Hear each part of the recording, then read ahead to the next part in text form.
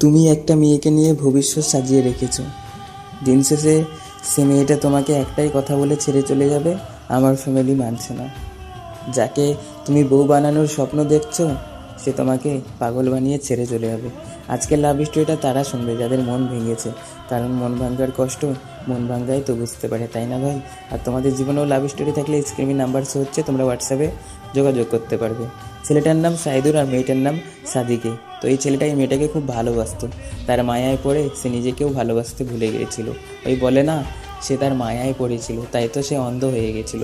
মেয়েটা যখনই যেটা জিনিস চাইতো ছেলেটা সেটাই দিত, টাকা লাগলে টাকা দিত, কিন্তু টাকা যদি না দিতে পারতো তো মেয়েটা তাকে ইগনোর করতো, অবহেলা করতো।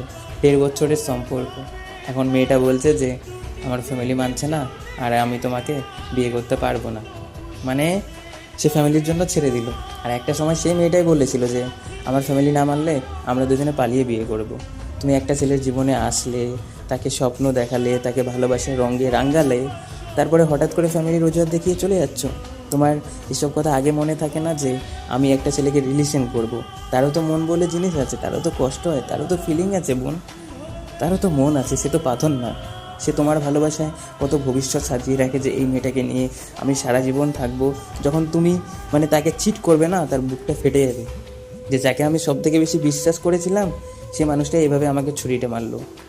ভালোবাসলে না ভালোবাসার মতো ভালোবাসো, আর ফ্যামিলি ট্যামিলি কিছু না।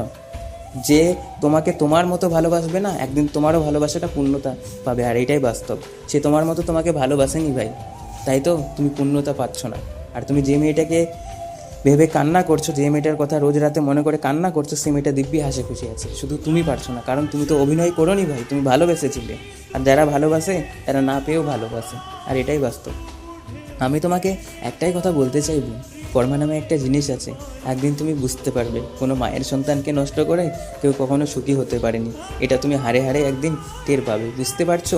আমরা যাদেরকে সব থেকে বেশি ভালোবাসবো, যাদের জন্য লয়াল থাকবো, দিন শেষে তারাই পিছন থেকে ছুরিটা মারবে, আর এটাই বাস্তব। তাই একটাই কথা বলবো ভাই, যে জীবনে কিছু করো, বুঝতে পারছো? এমনি থেকেই মেয়ে আসবে। জীবনে যদি টাকা থাকে না, এমনি থেকেই মেয়ে আসবে তোমার কাছে। মানে আজকালের জেনারেশনে টাকা রূপ যদি থাকে, ভালোবাসা দৌড়ে চলে আসবে, আর এটাই বাস্তব। অনেকেই বলবে না দাদা এটা বাস্তব না, কিন্তু এটাই রিয়েলিটি, রিয়েলিটি অফ রিয়েলিটি, তোমাকে মানতে হবে, আর এটাই বাস্তব।